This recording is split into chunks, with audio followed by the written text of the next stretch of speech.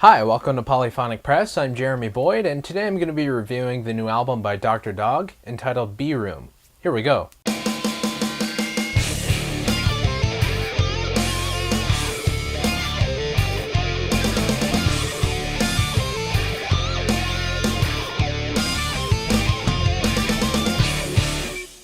So Dr. Dog are an American psychedelic rock band formed in West Grove, Pennsylvania in 1999. Heavily influenced by the music of the 60s, they self-released their debut album Toothbrush in 2002. The album was given to Jim James of My Morning Jacket, who invited the band to open for them on tour. Eventually they caught the attention of Park the Van Records, who signed them to their label, and since then they've consistently put out albums, and this is their 8th studio album and is called B Room. This album starts off with a song called The Truth, which kind of starts off slow with this kind of weird drum beat and these sort of string section kind of swelling in the background, and then all of a sudden you kind of hear the xylophone with the guitars kind of being kicked in. This really does kind of sound like something from the 60s psychedelic era, maybe something off of Pink Floyd's first album or something like that. It really has that lo-fi airy quality to it. As the song goes on, the string section becomes more prevalent in the mix, and it's done very slowly and subtly, almost to the point where you really don't notice it unless you're paying attention very closely. It really works to elevate this song up to another level. It really gives it sort of a climax kind of feel. This song really kind of sets the tone for the album. You know, it gives you an indication that this really isn't going to be a full-on rock and roll record, but it's going to be a little more laid back.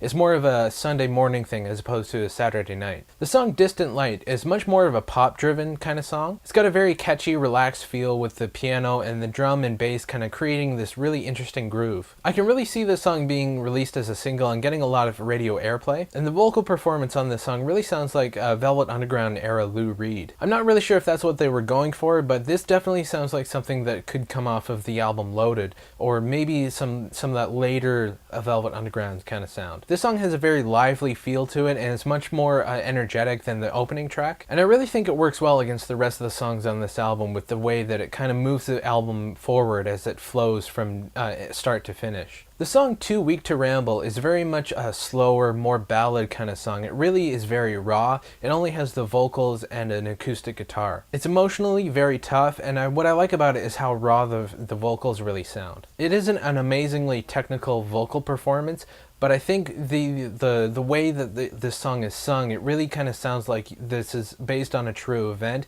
and it sounds like this is coming from a very honest place. The vocals are very captivating because you can really kind of believe everything that he's saying. I think the lyrics are based on something that actually happened, but they're not very specific, so they're kind of, you know, they kind of allude to something that actually happened, but they're still kind of left open to interpretation at the same time. The song Cuckoo is a very blues rock driven kind of song. With the loud guitars and the sort of chord changes, it really lends itself to something you would hear in maybe like ZZ Top or something like that. The lead guitar is very interesting. It's playing this kind of weird lick throughout the whole thing, mostly in the chorus. What I thought was interesting that they did with this song was the solo in the song isn't played on the guitar, but rather the keyboard. Really, the expectation of a song like this, you would mostly hear the solo being played on the guitar. But they chose not to go with that. They chose to have the solo be played on a keyboard, which I think really kind of works, but I don't think it could work with any keyboard sound. If they had gone with like an 80s kind of keyboard, I don't think it would have worked. They really went with an analog synthesizer kind of sound. The song Rock and Roll is a very interesting song to me. It kind of has a 1950s feel to it, and it's really more of a country song than the title would suggest. Although there is a lot of psychedelic phrasing and noises that really make it into something unique. It's really more of a song about rock and roll than a rock and roll song. It really captures the spirit of someone who's growing up and listening to something and really getting obsessed with music.